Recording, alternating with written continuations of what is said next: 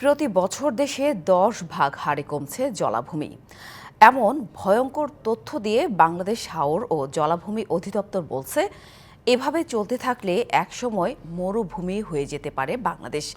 সবচেয়ে ভয়াবহ অবস্থা রাজধানী ঢাকার, যেখানে গত ২৫ বছরে ৩০ ভাগ জলাভূমি থেকে কমে টিকে আছে মাত্র ৩ ভাগ। নগর গবেষকরা বলছেন, অপরিকল্পিত নগরায়ন আর সঠিক পরিকল্পনার অভাবে এই পরিস্থিতি। এমন বাস্তবতায় আজ পালিত হচ্ছে বিশ্ব জলাভূমি রক্ষা দিবস। রাজধানীর খিলক্ষেতের ৩০০ ফিট সড়কের দুই পাশের জলাভূমির বর্তমান অবস্থা। মাইলের পর মাইল জলাভূমি ভরাট ও দখল হয়েছে সরকারি, বেসরকারি এবং ব্যক্তি উদ্যোগে।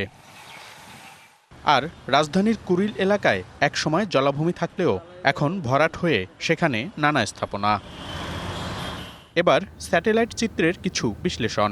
ঢাকা উত্তর সিটি কর্পোরেশনের গাবতলীর এই এলাকায় ইকো পার্ক স্থাপনের কথা থাকলেও তা ভরাট হয়ে গেছে কয়েক বছরের ব্যবধানেই। রাজধানীর পশ্চিম আগারগাঁওয়ে ২০১২ সালেও যেখানে ছিল পুকুর, সেখানে এখন বহুতল ভবন। বছিলার রামচন্দ্রপুর খাল ২০১৫ সাল থেকে কিভাবে ২০২১ সালের মধ্যে ভরাট ও দখল হয়ে গেল তার চিত্র এটি।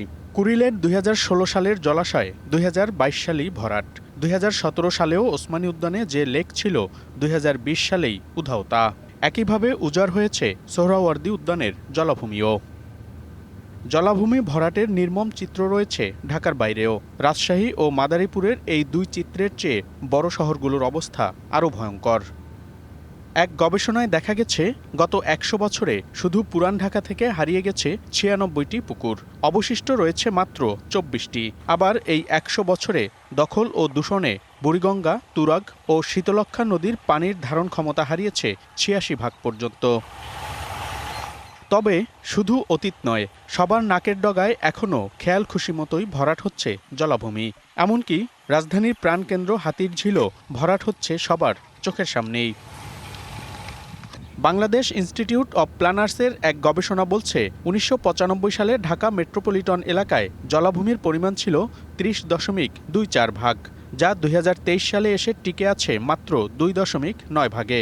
অর্থাৎ গত ২৮ বছরে রাজধানী ঢাকার প্রায় ৯০ ভাগ জলাভূমি উধাও হয়ে গেছে। নগর গবেষকরা বলছেন, হারিয়ে যাওয়া জলাভূমি উদ্ধার করতে না পারলে সুস্থ নগরায়ন সম্ভব নয়।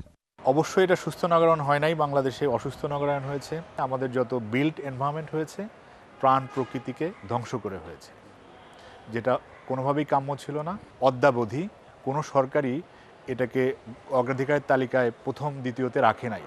পরিবেশ বিজ্ঞানীরা বলছেন, জলাভূমি রক্ষা করতে না পারলে বিশ্বের নানা শহরের মতো করুণ পরিণতি হতে পারে রাজধানীরও।